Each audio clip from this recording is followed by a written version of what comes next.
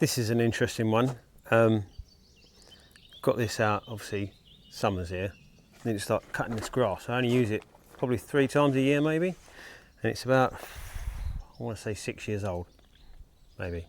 Anyway, got it out to give it a grease up, as you do. And I was cleaning the hammers. It's a flail mower. And I noticed this. Doesn't sound right, does it? It's dry as a bone.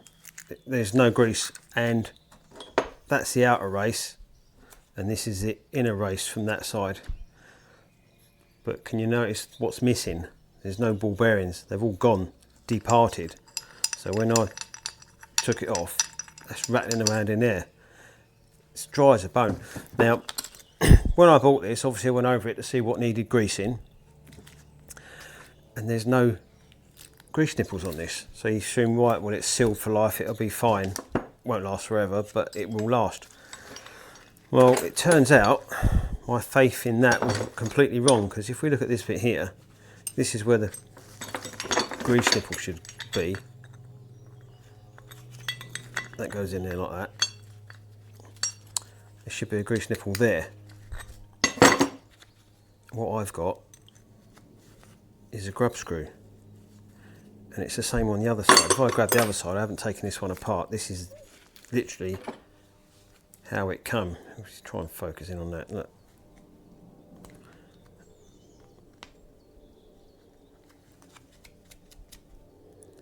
See, it's a grub screw. So there's never been any grease in that.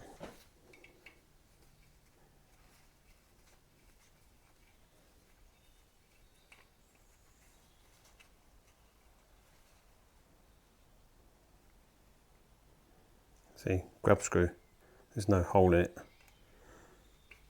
And this is the one I've obviously had apart, but let's take the unadulterated one, so there's no smoke and mirrors. We'll do that one next.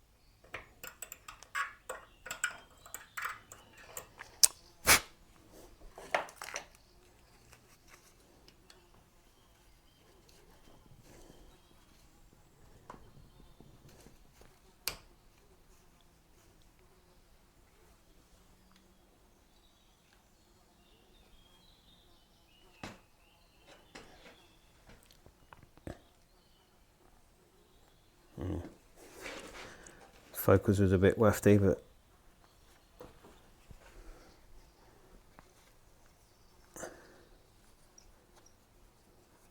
you can see this is legit.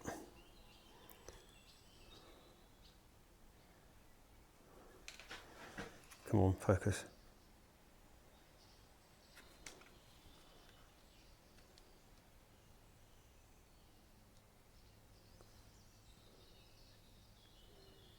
See, there's no hole in there. It's just a grub screw.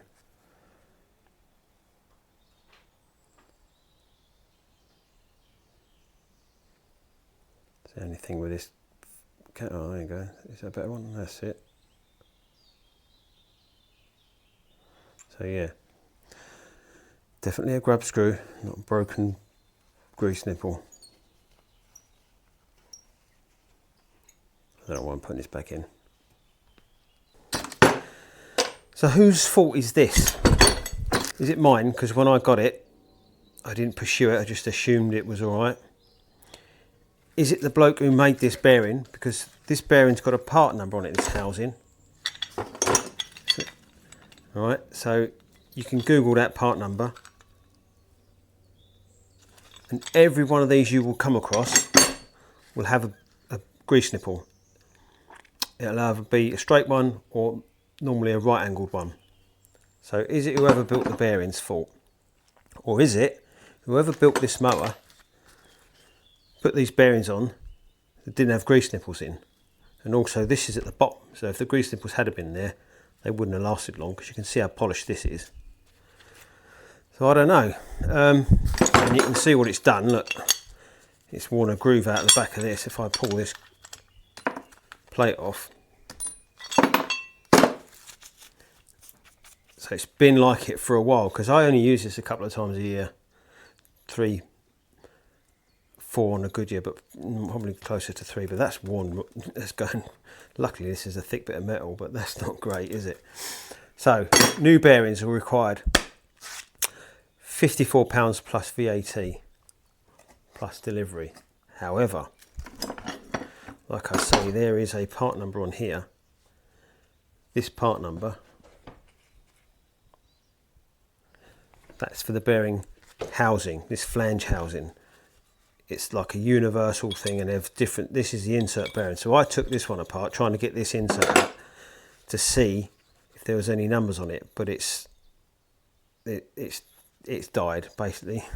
This has had the roller running up against it, I suppose, or corroded, but you can't see anything, so that was that to no avail. But I did find the replacement, so we're going to screw these on, and hopefully this thing's going to work, and more importantly, be able to put some grease in it for probably the first time ever since this thing was made. So a little bit annoyed, but it's not the end of the world, because these are £28 each. So getting these off, normally if it's complete, you'd undo these bolts, and if it was stuck on the shaft like these were, stuck on the roller, you could use a puller, and the bearings hold onto the inner race, and you can pull the whole thing out. So what I tried first time, because obviously these are in 2 pieces, I tried welding 2 bolts to it, and it just wouldn't shift it. The easiest way to do it turned out to be just angle grind it. This is hard, you can't drill it, but it is brittle, so you angle grind a slot in it, give it a whack, and as you see, it just breaks off, and then it lets go. But see the rust, it was just rusted on. I need to get this one off. You can see it's in a bit of a bad way, so first thing we do is clean the thread up.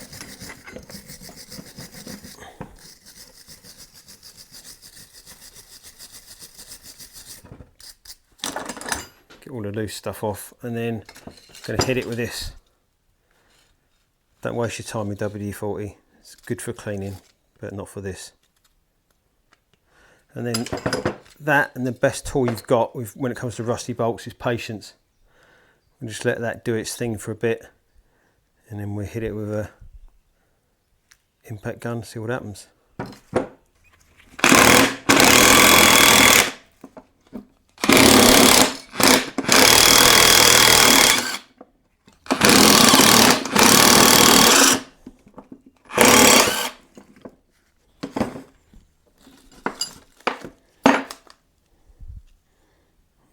Look at the state of it. All grass packed up in there where it's been opened. All the bearings are missing. Rubbish. So the new one, I think what I'll have to do at some point is change these for angled grease nipples, because one of these isn't going to be easy to get to, and you can guarantee it.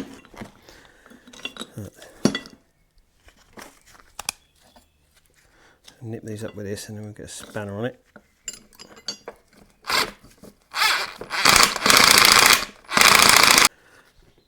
Alright, so that's on. It's got 2 grub screws on this. I'm setting them both on both sides at the same point, so that the roller shouldn't be off centre, if you know what I mean. It's a fairly tight fit, so it shouldn't be a problem anyway, but and it's only going to be rolling on across the ground at 6 miles an hour, so it's not as if it's going great guns. But that's that. Now we've got to get the roller in and get this up. It was easy before when there was nothing hold of it. You literally undo one side and just it'll flop out. It might be a little bit more tricky getting this in now. I think rather than struggle, I'll grease this up before it goes on.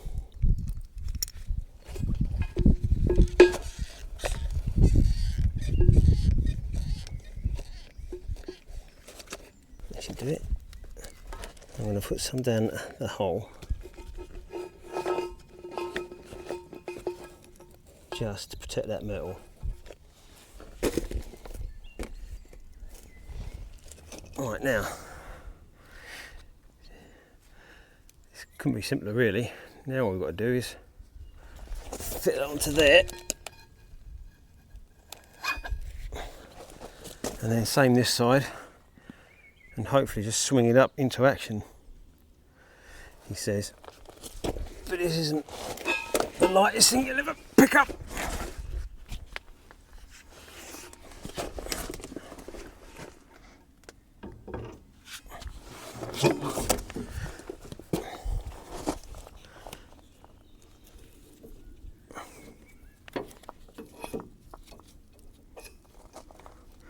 I'm right in your way here. I realise that.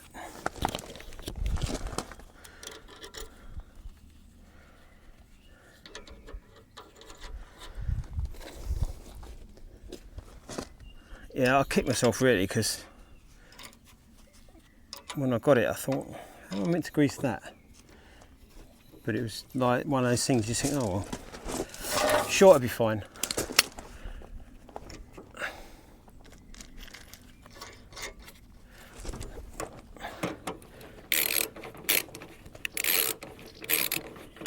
I mean, at the end of the day, it's only a roller for the grass, isn't it? So, but it was a little bit frustrating, because you think, well, I didn't know it's supposed to have one, but I suppose I should have checked. But whoever built the bearing must have known it wasn't right, and whoever built the mower must have thought something's not quite right. Anyway, look at that though. That spin's lovely. Now I'm just going to set the left and right of it and do up these grub screws, and we'll call that job done. Right, now luckily for me,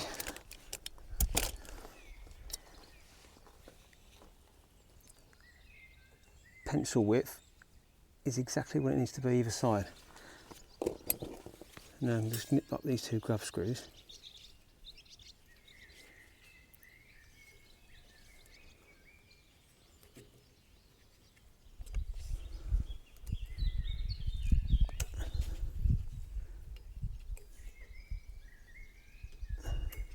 Get the right size Allen key.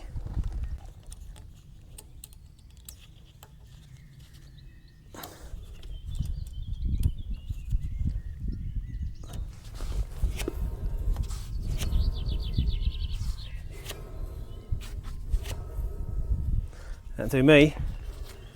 Brilliant. So it's got grease in it. Excellent. In case you're interested, 17mm, two 17mm nuts at the top of this bracket, and then 17mm nut and bolt at the bottom to hold the actual flange in. But bizarrely enough, the little grub screws are an 1/8 inch. 3mm is a bit too small.